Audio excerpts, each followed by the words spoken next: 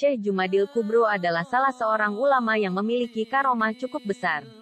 Beliau adalah seorang yang mempunyai garis keturunan cukup dekat dari Rasulullah SAW.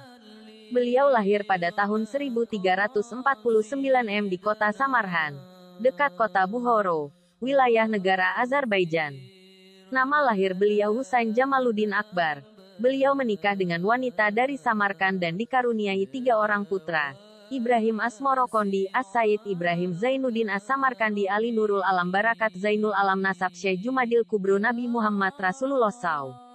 Sayyidah Fatimah Az-Zahra, Ali bin Abi Talib, Al-Imam Al-Husain, Al-Imam Ali Zainal Abidin, Al-Imam Muhammad Al-Bakir, Al-Imam Jafar Sadiq, Al-Imam Ali Al-Uraidi, Al-Imam Muhammad An-Nakib, Al-Imam Isa Ar-Rumi, Al-Imam Ahmad Al-Muhajir, As-Sayyid Ubaidillah, As-Sayyid Alwi, As-Sayyid Muhammad, As-Sayyid Alwi, As-Sayyid Ali Hali Kasam, As-Sayyid Muhammad Sahib Mirbat, As-Sayyid Alwi Amil Faqih, As-Sayyid Abdul Malik Azmat Khan, As-Sayyid Abdullah, As-Sayyid Ahmad Jalaluddin, As-Sayyid Husain Jamaluddin Al-Akbar. Syekh Jumadil Kubro wafat pada 15 Muharram 857 H. 1465 M. Beliau wafat berusia 116 tahun. Dan dimakamkan di desa Troloyo, Mojokerto. Beliau dididik dan dibesarkan oleh ayahanda Sayyid Ahmad Jalaluddin. Guru Syekh Jumadil Kubro Sayyid Ahmad Jalaluddin. Anak-anak Syekh Jumadil Kubro Ibrahim Asmorokondi, As-Sayyid Ibrahim Zainuddin As-Samarkandi, Ali Nurul Alam Barakat Zainul Alam. Perjalanan dakwah Syekh Jumadil Kubro dipenuhi berbagai liku-liku. Secara umum perjalanan Syekh Jumadil Kubro dapat dijelaskan sebagai berikut. Di Turki beliau beserta keluarga dan rombongan mendapat tugas dari Sultan Turki yaitu Sultan Mahmud I. Untuk berangkat ke Jawa Dwipa untuk melakukan misi kenegaraan sekaligus misi dakwah. Dalam perjalanan menuju ke Jawa Dwipa beliau berangkat bersama rombongan, diantaranya adalah untuk berangkat ke Jawa Dwipa untuk melakukan misi kenegaraan sekaligus misi dakwah.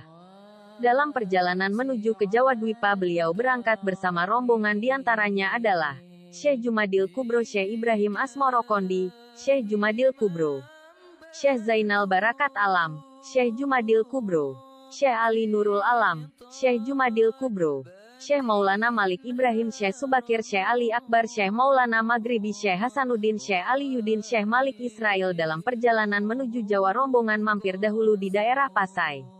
Dan di sanalah beliau berpisah dengan Syekh Ibrahim Asmorokondi yang memutuskan untuk menetap dan berdakwah di Pasai. Pada tahun 1399 rombongan dari Turki telah tiba di Jawa. Mereka menuju daratan Tandes, sebuah pelabuhan terbesar di Jawa kala itu. Selepas turun dari kapal, para utusan Turki beristirahat sejenak melepas lelah. Kemudian perjalanan dilanjutkan melalui jalur darat menuju Trowulan. Sesampai di sana mereka merasa terhibur. Ternyata di Trowulan juga telah ada sekelompok masyarakat Muslim. Bukan Muslim asing seperti mereka, tapi Muslim pribumi. Di istana rombongan disambut dengan baik oleh Baginda Prabu Wikramawardhana. Dijamu dengan kehormatan layaknya utusan dari negara jauh. Dakwah mereka untuk mengislamkan Prabu Wikramawardhana belum berhasil. Akan tetapi mereka dipersilahkan untuk melakukan dakwah asal tidak melakukan cara pemaksaan dan kekerasan. Para ulama dari mancanegara itu pun akhirnya menyusun rencana lain. Berdakwah dengan cara mereka sendiri-sendiri. Setelah dilakukan musyawarah akhirnya diputuskan sebagai berikut.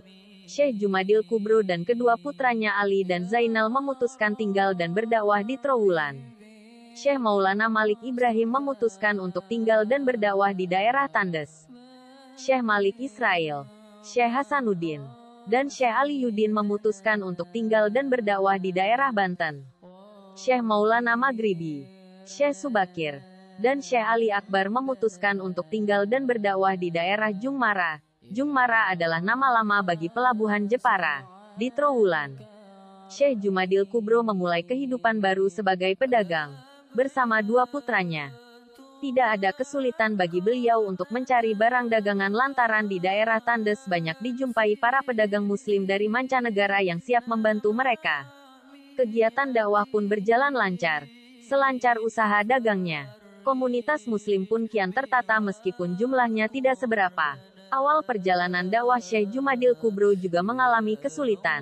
Akhirnya beliau berkenalan dengan Tumenggung Mojopahit yang bernama Tumenggung Satim Singomoyo. Karena hanya beliaulah seorang pejabat kerajaan yang bisa diajak musyawarah tentang kesulitannya di dalam berdakwah untuk mengembangkan ajaran Islam. Kala itu beliau sudah memeluk agama Islam walaupun hal ini tidak berani dilakukan secara terang-terangan. Hanya Tumenggung Satim Singomoyolah yang bisa diajak bertukar pendapat tentang bagaimana cara mengembangkan ajaran Islam di tanah Jawa, utamanya di lingkungan kerajaan yang masyarakatnya kala itu sudah sangat terpengaruh dengan ajaran Hindu dan Buddha. Alhamdulillah, dengan keberadaan Tumenggung Satim Singomoyo, akhirnya sedikit demi sedikit masyarakat Mojopahit memeluk Islam, termasuk yang berada di lingkungan kerajaan. Dari informasi Tumenggung Satim Singomoyo inilah Syekh Jumadil Kubro bisa mengerti lebih jauh tentang adat istiadat dan budaya masyarakat di daerah Trowulan. Setelah wafatnya Gajah Mada dan Prabu Hayam Wuruk sekitar abad 14 mulai surut pamor dan kejayaan Majapahit. Perang saudara antara Wikramawardhana dengan Wirabumi mengakibatkan melemahnya kendali pusat pemerintahan kerajaan Majapahit. Penduduk Majapahit terutama dari kasta Sudra dan Waisya, golongan masyarakat buruh dan petani, yang selama ini menempati derajat rendah dan hina mulai mengalami pembangkangan dan pemberontakan. Mereka merasa tidak dapat menerima adanya perbedaan derajat manusia. Kondisi yang demikian ini sangat menguntungkan bagi penyebaran agama Islam yang mengajarkan persamaan harkat, martabat dan derajat manusia. Ajaran ini menjadi berkembang, utamanya di kalangan masyarakat petani, nelayan, buruh dan pegawai kerajaan. Keadaan di sekitar pusat kerajaan Majapahit semakin lama semakin memprihatinkan, baik akibat terjadinya perang saudara maupun akibat sering terjadinya perselisihan di antara pegawai kerajaan yang sudah memeluk Islam dan pegawai kerajaan yang masih beragama Hindu. Situasi ini ternyata membawa manfaat yang cukup besar bagi Syekh Jumadil Kubro. Penampilan yang sejuk, tutur bicara yang santun ketika beliau beranjang sana ke keluarga kerajaan menjumpai Dewi Dwarawati, Darawati Murdaningrum, ternyata dapat membawa ketentraman di hati Prabu Kertawijaya. Hingga suatu saat, Dewi Dwarawati menyampaikan usul pada Prabu Majapahit atas saran pandangan Syekh Jumadil Kubro supaya Prabu Majapahit mengundang seorang tokoh yang dianggap mampu menenteramkan situasi kerajaan yang sedang dilanda kekacauan itu. Perlahan tapi pasti, masyarakat kelas bawah mulai berbondong-bondong memeluk agama Islam, mengikuti ajaran Syekh Jumadil Kubro yang dengan bijak dan santun menyampaikan misi dalam dakwahnya.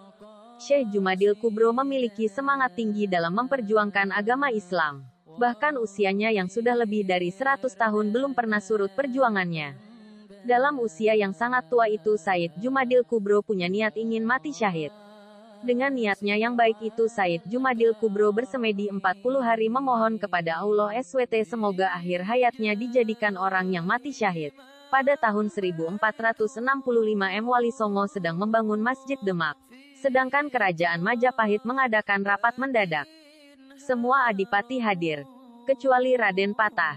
Atas usulan adipati yang beragama Hindu, Raden Patah harus dipanggil dan diadili karena tidak mentaati peraturan kerajaan Majapahit. Dengan semangat para adipati yang beragama Hindu berangkat ke Demak bertujuan memanggil paksa Raden Patah. Namun setelah di Demak, para adipati tersebut ditemui oleh Syekh Jumadil Kubro dan Maulana Maghribi. Setelah para adipati menyampaikan tujuannya memanggil paksa Raden Patah, dengan nada keras Syekh Jumadil Kubro dan Maulana Maghribi mengusir para adipati yang punya niat buruk itu. Sehingga terjadilah pertempuran yang akhirnya para adipati mundur kembali ke Mojopahit. Setelah itu, Syekh Jumadil Kubro dan Maulana Maghribi beserta para santri berangkat ke Majapahit. Tujuannya memerangi para adipati yang masih beragama Hindu itu. Setibanya di Majapahit terjadilah peperangan yang sangat dahsyat sehingga banyak adipati yang gugur. Namun sudah menjadi niat Syekh Jumadil Kubro ingin mati syahid.